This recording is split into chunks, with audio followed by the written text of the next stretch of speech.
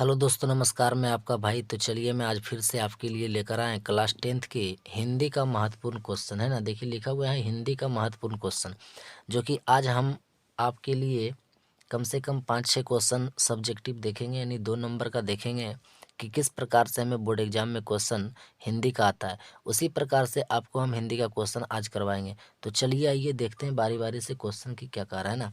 तो सबसे पहला क्वेश्चन आपको कह रहा कि कवि ने डफाली किसे कहा है। यानी क्वेश्चन आपसे पूछा जाएगा कि कवि ने डफाली किसे कहा है। तो आप जवाब देंगे कि कवि बद्री नारायण प्रेमघन ने विदेशी रीति नीति, खान पान, वेशभूषा और भाषा शैली को अपनाने वाले को डफाली कहा गया है।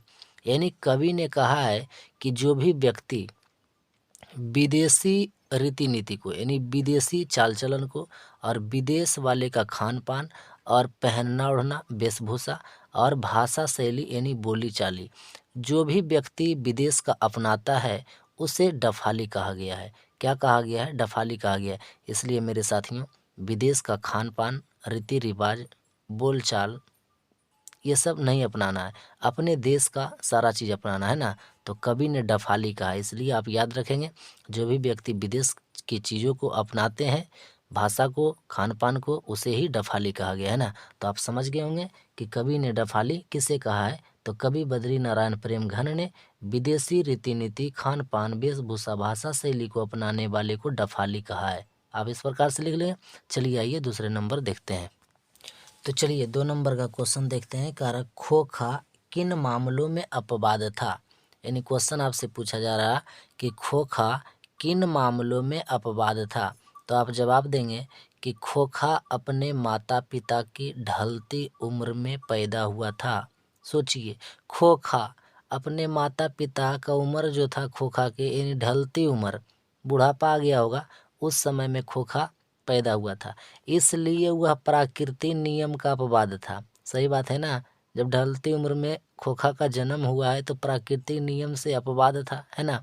कारण खोखा के माता पिता को उससे पहले सिर्फ लड़कियां थी, इसलिए उसे प्यार दुलार के नाम पर भी सभी तरह की आज़ादी थी।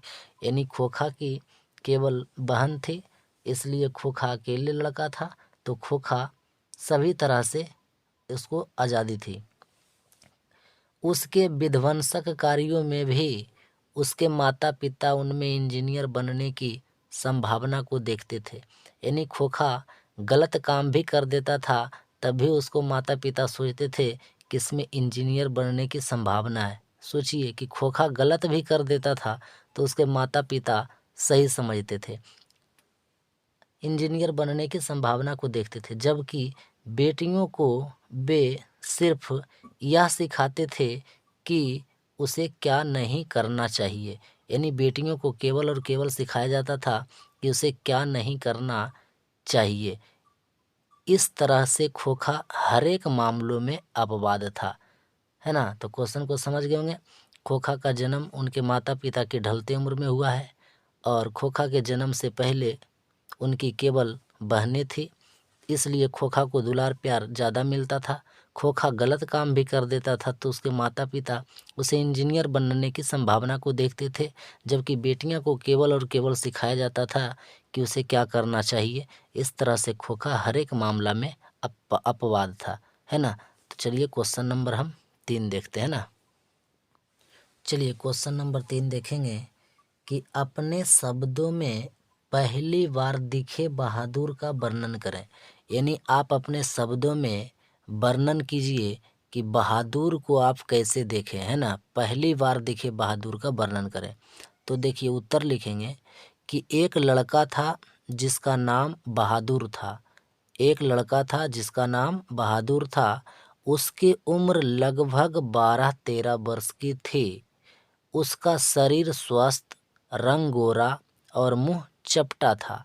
वह सफ़ेद नेकर, आंधी बाह की ही सफ़ेद कमीज और भूरे रंग का जूता, यानी पुराना जूता पहने हुए था।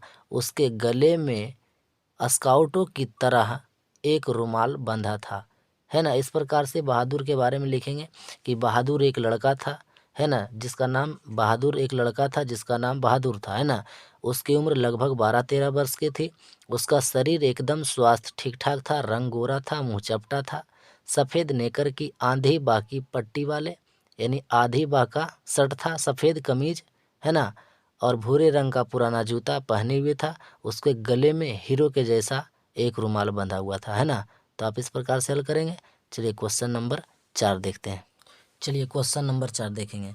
कहा कि सीता अपने ही घर में घुटन क्यों महसूस करती है, यानी सीता अपने ही घर में घुटन क्यों महसूस करती है, यानी सीता को अपने घर में रहने में खराब क्यों लगता है, ये क्वेश्चन पूछ रहा है ना। तो चलिए इसका उत्तर देखेंगे। कहा सीता 3 बेटों की एक बूढ़ी विधवा माँ है, यानी सीता जो है, सीता को 3 बेटा है और वह बूढ़ी है, सीता की पति नहीं है यानी विधवा है ना। तो सीता 3 बेटों की एक बूढ़ी विधवा माँ है। उसके तीनों बेटे माँ के खाना को लेकर आपस में झगड़ते रहते हैं, यानी बूढ़ी माँ जो है, सीता जो है, उसको टाइम पर खाना नहीं मिलता है और खाना भी नहीं देता है, और खाना के लिए ही आपस में तीनों बेटा झगड़ते रहता है। उसकी बहुएं यानी सीता की बहुएं भी आपस में झगड़ती रहती है, इसलिए उसे अपने ही घर में घुटन महसूस होती है ना दोस्तों। तो आप समझ गए होंगे इस क्वेश्चन को कि सीता अपने ही घर में घुटन क्यों महसूस करती है। सीता को 3 बेटे हैं, उसे खाना नहीं मिलता है और बेटा भी झगड़ता है, और उनका पत्नी भी यानी सीता की बहू भी झगड़ती है, इसलिए सीता को अपने ही घर में खराब लगता है, तो घुटन महसूस होता है ना। चलिए क्वेश्चन नंबर 5 देखते हैं। चलिए तो आज का आपका 5वां नंबर क्वेश्चन है, जो कि आज आपको हम 5 क्वेश्चन ही करवाएंगे, है ना। तो 5वां नंबर में क्वेश्चन है कि लखनऊ और रामपुर से बिरजू महाराज का क्या संबंध है। लखनऊ और रामपुर से, है ना, 2 जगह का नाम है। लखनऊ और रामपुर से बिरजू महाराज का क्या संबंध है, यानी क्या रिश्ता है। तो उत्तर में आप लिखेंगे कि लखनऊ में बिरजू महाराज का जन्म हुआ था, है ना। बिरजू महाराज का जन्म लखनऊ में हुआ था, और उनके बहनों का जन्म रामपुर में, है ना। याद रखेंगे कि लखनऊ में बिरजू महाराज का जन्म हुआ था और बहनों का जन्म रामपुर में, और रामपुर में बिरजू महाराज काफ़ी दिन रहे, यानी अपना बहन के जहाँ जन्म हुआ था वहाँ काफ़ी दिन रहे। लखनऊ और रामपुर दोनों जगहों से बिरजू महाराज का आत्मीय संबंध था। इतना आप लिखेंगे तो आपको 2 नंबर मिल जाएगा, है ना। तो चलिए आपको इस क्वेश्चन को समझ गए होंगे। आपको हम अगले वीडियो में मिलेंगे। वीडियो देखने के लिए आपको धन्यवाद।